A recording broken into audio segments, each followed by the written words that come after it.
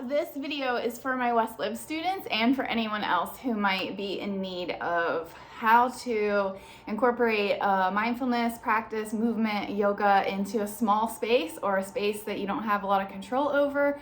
I'm traveling, I thought I would be back to teach in time, and I'm not. So here I am finding my practice in a small hotel room where I don't have my yoga mat. Even if I did, I don't know that I would want to lay it on this floor. I don't know that I want to lay on the floor or touch my hands or my back or my belly necessarily to the carpet. So, I mean, I think that I safely could. You probably safely could wherever you are. I want to throw out the options for what to do when you can't. So if you really want to get down on the floor, you know, of course you could like grab towels and lay them out or blankets that you can wash. I could even pull the comforters off of the bed, honestly, and put them down on the floor. So you have lots of options. Like, I want people to get more creative about incorporating a mindfulness or movement practice outside of the yoga studio, off the mat. It's possible, right? I love to incorporate 5 minutes, a minute, 10 times a day, you know, where I can, especially when I'm on a road trip. Stopping to stretch at every gas station or every pit stop is super helpful. Now, the last thing I'll say before we get to moving is that normally I would feel a lot better about like cleaning up the space. I started to like clean up the space and was thinking about how it's important and how I might talk about how it could be helpful mentally, especially if you're practicing at home or in your dorm room, to like clean up the space a little bit so that you're not distracted by the mess. But I got to get these videos uploaded and I don't really care. It's fine to have a mess. Sometimes our mental health and our self-care needs to come first. So I want to throw that all out there. Okay, let's get to moving. Come to where you have ever the most space to move around with. So, you know, it might not be a lot and that's totally okay. Bring a hand to your belly, hand to your heart. Rock back and forth on your feet a couple times just to start to feel grounded and feel balance in your body. Up to the toes, back to the heels. If being upright doesn't feel good, lay down on the bed. Bring your hand to your belly and your hand to your heart. Take some deep breaths to get grounded into yourself. You can always do these stretches laying down, or if you're standing up with me, let's take a big breath in, reach overhead. Another breath out, you can bring arms to your sides or palms together right down to your heart. Just connecting to ourselves a little bit deeper here. Inhale, reach up. Like really let yourself get expansive at the top of that inhale. Exhale, hands back to your heart or back to your side. You can still keep rocking on your feet or wiggling your toes. Let's do that once more. Inhale, open up. Maybe really root through the feet. Take a gentle back bend. The top of that inhale, lifting, lengthening. And then again, exhale, hands to your heart or arms to the side. Let's shake them out a little bit.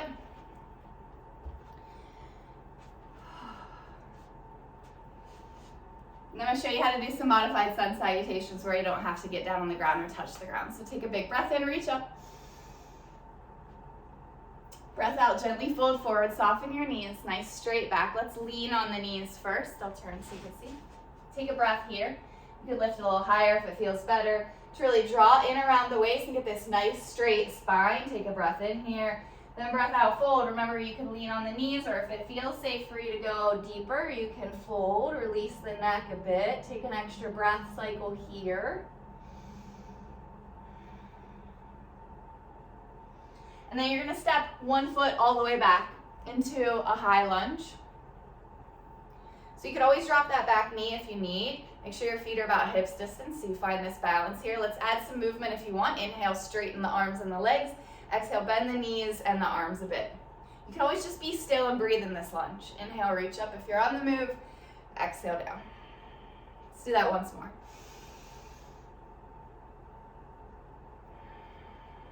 Let's keep the legs bent, but reach the arms back up. And we're going to twist towards whichever leg is in front. And you can reach the front arm forward. You can bring it to that leg for a little extra stability. Look whatever way you need to for balance here. If you're able to look back forward, reach that front arm up. If you can, back arm relaxes. Take a big breath here. And then let's let that go. I'm going to step that back foot up. Take your feet wide. Come to a squat. Maybe just like halfway down, feet generously wide. You can lean on the knees or you might be up a little higher. Some of you might be able to readjust to to go a little lower, however low you can with your heels grounded perhaps.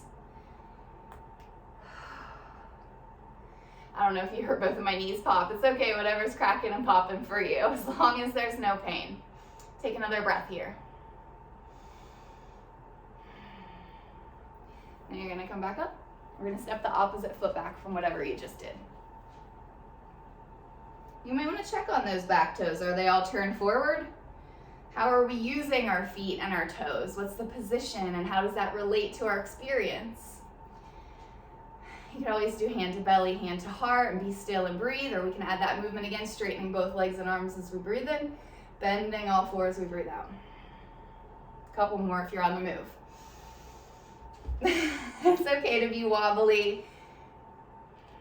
We haven't really warmed up that balance and leg strength. We just jumped right to it. Keep the knees a little bent, straighten the arms, twist opposite the way you did the first time towards this front leg now. Maybe reverse that, front arm reaches, back arm relaxes. You're gonna let that go. This time we're gonna step the feet up wide. So you might need to turn sideways to orient yourself in the space depending on how small of a space you have. We want our knees tracking out over our middle toes. Oftentimes they want to collapse in, right? Let's peel those knees open. Use the feet nice and strong. Okay, how can we sit low and feel strong here? Let's talk about pelvic tilt. We're all gonna be different in our lumbar spine. You can come in and out of this if you need to take a rest while I explain it real quick. Some folks have a really big curve here, hyperlordosis, and they might need to rein that in, lengthen the tailbone down, draw the core in tight. Some folks already have too much of a flattening out. You might need to let a little gentle neutral curve come in to the low back here. So you want to play around with this pelvic tilt till you find a kind of neutral pelvis and low back that you can sink strongly and securely into. Clasp the hands overhead, reach the palms up, breath in. Stand up. Bend the arms and legs. Let's do that again. Inhale, reach up. Exhale down.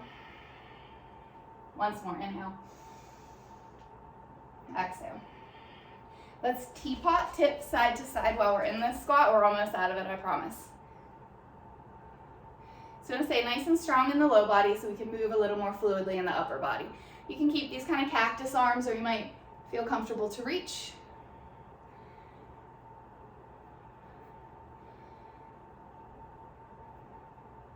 And then let that go. Wiggle, walk the feet back together, give it a little shake.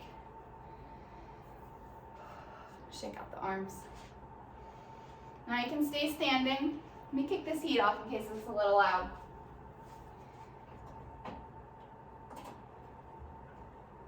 You can stay standing. If you're comfortable sitting, you can go for that. Maybe you have a chair you want to sit in. We're just going to work the shoulders and arms a little bit. So we need to give yourself a big hug with your right arm on top. I'm not going to mirror you. I'm doing the same arm. Right arm on top. So if you can get your hands below your shoulders a bit. And you can rock a little here, just bringing some mobility into the thoracic spine, our middle back, rib cage, shoulders. We tend to get a little sticky and tight there. Hold some stress and tension in our shoulders. You can stay here. This feels like plenty. You can sit tall, lift your heart, but tuck your chin and take some deep breaths. You can keep doing those. If you feel like you can go a little farther, you might lift your arms into, this is eagle arms. So we're all gonna be really different in this. Some folks' elbows might not come together. Some folks, maybe hands come together, maybe thumb to pinky, maybe even palm to palm. Like, we're all built very different. It's not just about flexibility, mobility, like it's anatomy and orthopedics. So wherever you're at is totally fine. You can always go back to the hug. Now, if you're in the eagle arms, maybe you want to try to floss the shoulders a bit, lifting and lowering. You can link it to your breath, lowering on your exhale, lifting on your inhale.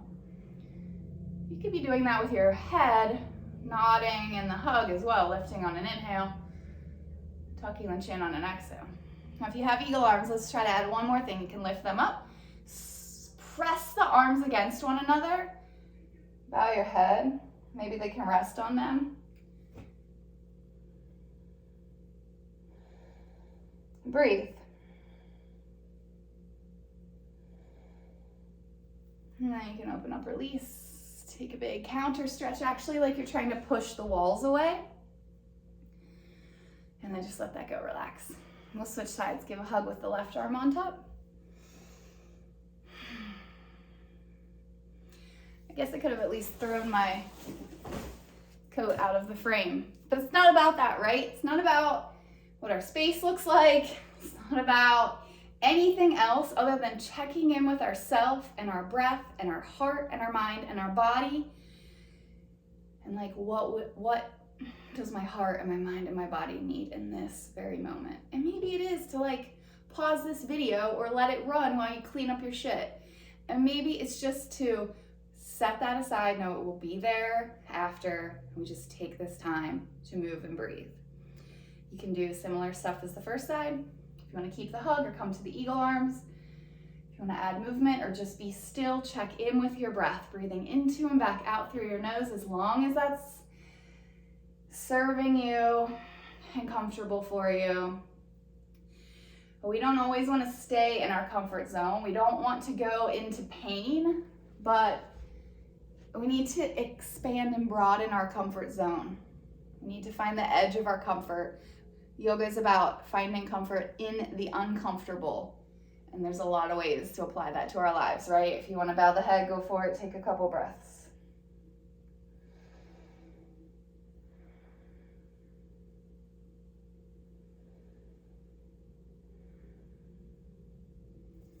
When you come out of that again, imagine pressing the walls away. If you want, you could clasp hands, or maybe forearms or elbows might feel a little better. You could always take this kind of more active stretch. It does always feel really good. So either way, just giving you an option. There's really a great value actually into practicing both of these, so maybe I'll encourage you to switch it up and try them both. So here we're just really passive. We're letting ourselves relax and sit tall and breathe.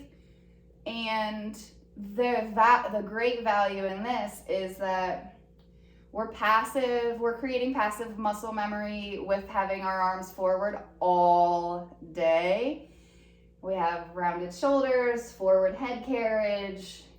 It affects every system of our body and our mind. So anyway, we can just really just breathe with our arms loosely behind our back. You can switch the clasp or the stack. And there's, again, great value in this. If you want to take it more active, if it's hard to clasp hands together, you can clasp thumbs and pull them against each other. And that might be more accessible. It might even just be an option that feels better to you. But you can clasp and engage and make this a more active opening where you're actively drawing the shoulder blades together. You're actively kind of pulling the thumbs or squeezing the palms. And we're actively counterbalancing all the time we have to spend with our arms forward. Whenever you feel like releasing out of that, you can bring both hands to your heart or hand to belly and heart. Soften your eyes or let them close if it's comfortable for you. Take a few breaths to reground into yourself. Thank you. Thank you. Thank you. Thank you. Thank you. Thank you for this breath, for this heart, for these lungs, for this body, this life, this moment, this movement, this community. Thank you for practicing. Thank you. Thank you. Thank you. I probably could have done a million things different or better in this. And, it was just a way to get moving. There's great value in like having a warm up and a cool down and, really integrated, mindful practice catered specifically to whatever's going on with you today. And I'm happy to help facilitate that anytime I can. But you, love, you're the one who has those answers and secrets and keys. Much love.